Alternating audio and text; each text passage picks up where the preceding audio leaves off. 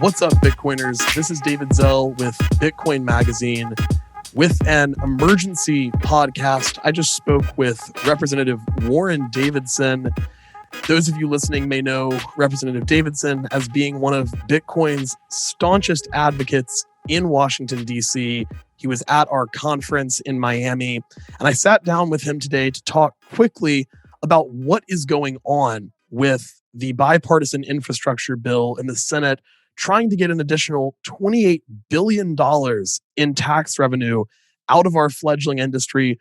Warren Davidson lays it out simple, explains just how horrible the language in this bill is, how detrimental it may be to both the Bitcoin world and the broader American economy, and tells you, the people, what you can do to help. You will not want to miss this.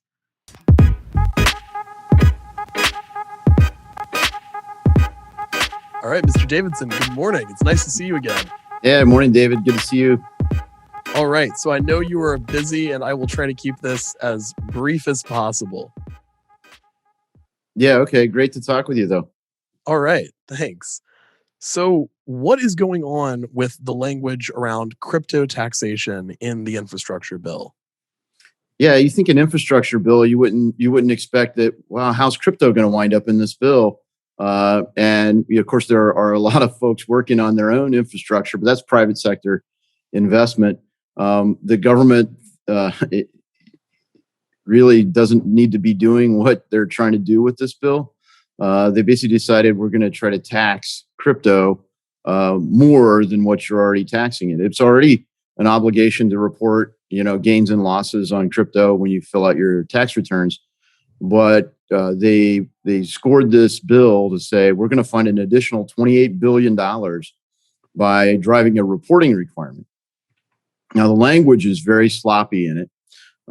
And so literally you would report to the IRS, not just gains and losses, but essentially any activity that you would, let's say you make mining equipment and you sold a mining server to somebody, you would have to track and report that. You would have to, if you delivered the package that had the mining equipment in it, if you make hardware wallets, everything that you think of, you would have a reporting requirement to the Treasury. So they believe that because they would track all this information, that the federal government would collect an additional $28 billion in tax revenue.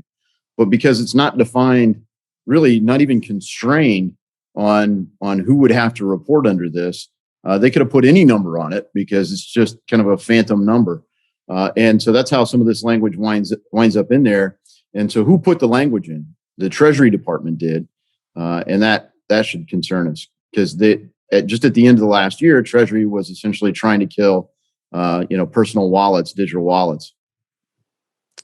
So why is it important that we use precise language in bills like these, distinguishing between miners and wallets? What is it about this bill that really concerns you? Is it the vagueness of the language?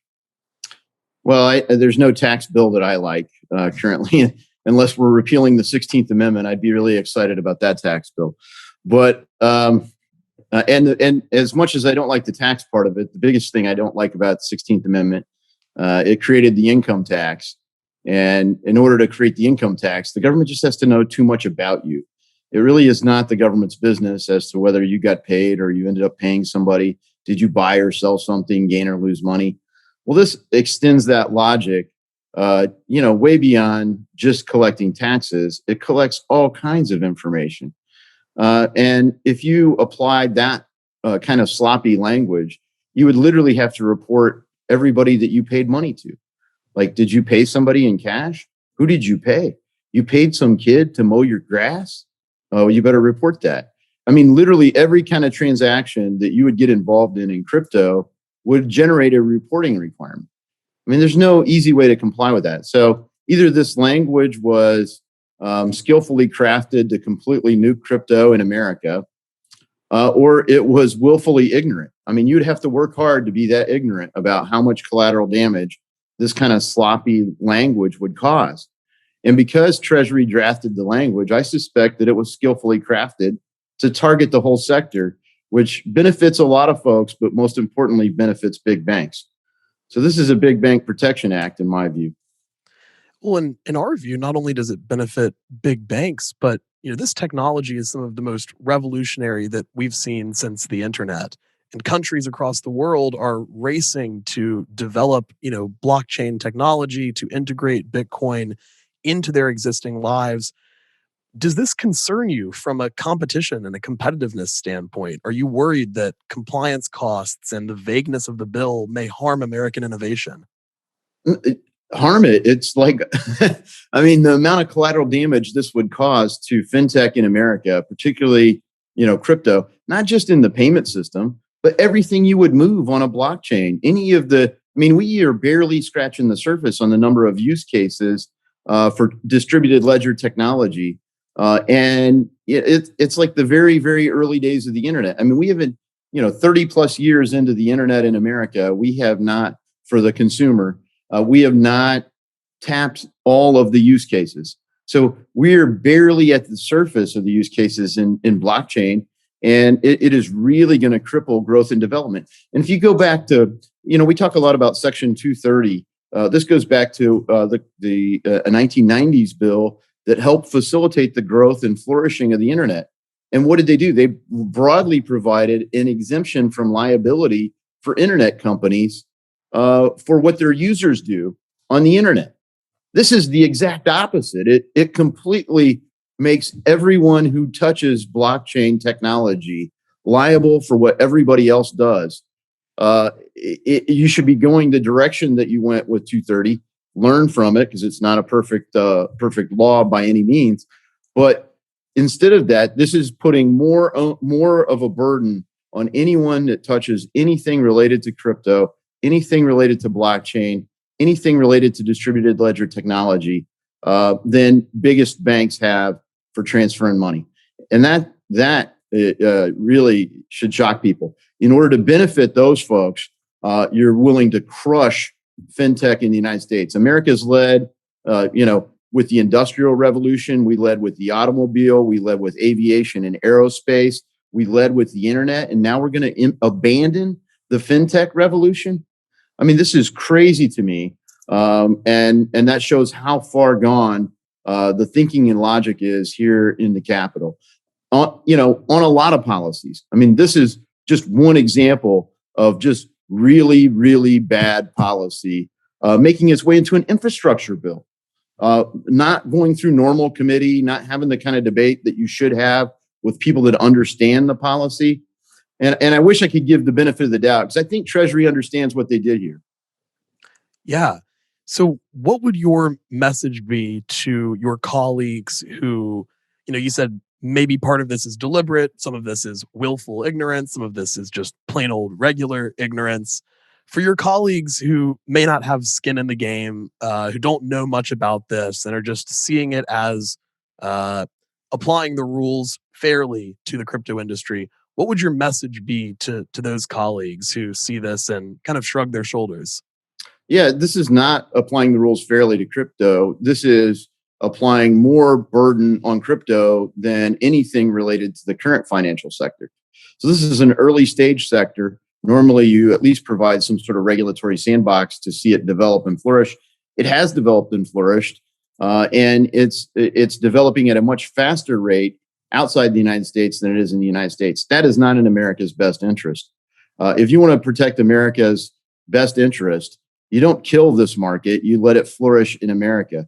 And just one example that I've used lately, FTX has done really well as an exchange, but they have done it because they based the main product outside the United States. They have a scaled down version available for Americans. We should be figuring out, how do we get our regulatory clarity such that there's one FTX platform and Americans can use the full service of it and comply with our laws for sure. But our laws have been structured in a way where there's just no way to comply with them. And this makes it even worse. So quickly, tell us what is going on in the House. Where are we in the progress of this bill? How scared should we be? How much time is there to change it? What's the sentiment that you're getting from your colleagues in the House? Well, on the Senate side, that's where they negotiated the language. And, Unfortunately, my senator, Senator Rob Portman, who is not running for re-election, put this language in this bill, and it was kind of handshake agreement, and then the staff starts drafting it. So the drafting language is what we're looking at. I think what's been made public is a rough draft.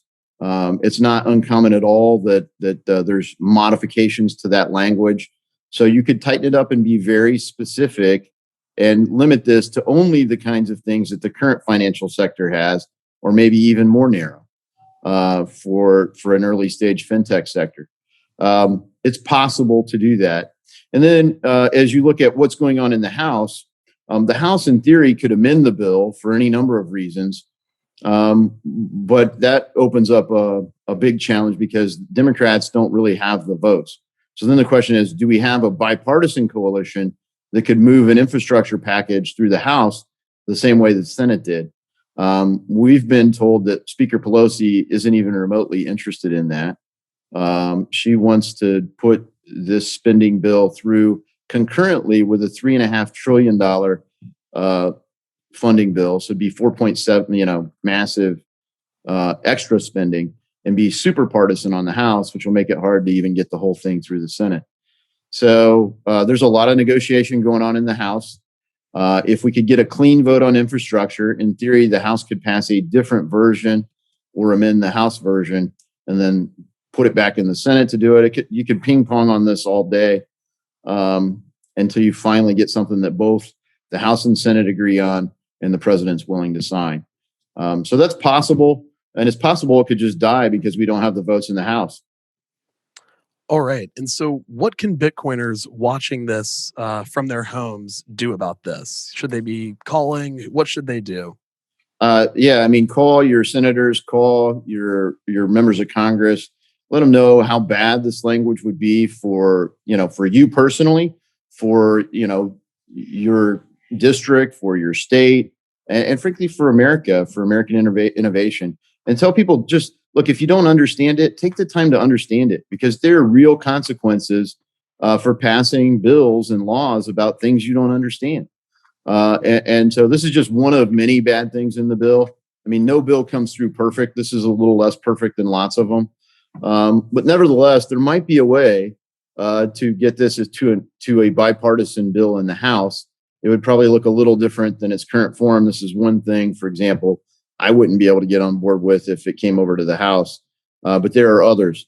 It's not really funded, and it is a broader definition of infrastructure. So at the end of the day, an infrastructure bill is going to have to be about infrastructure, not crypto. But you see how, things that are even not particularly on the menu get caught up in the soup.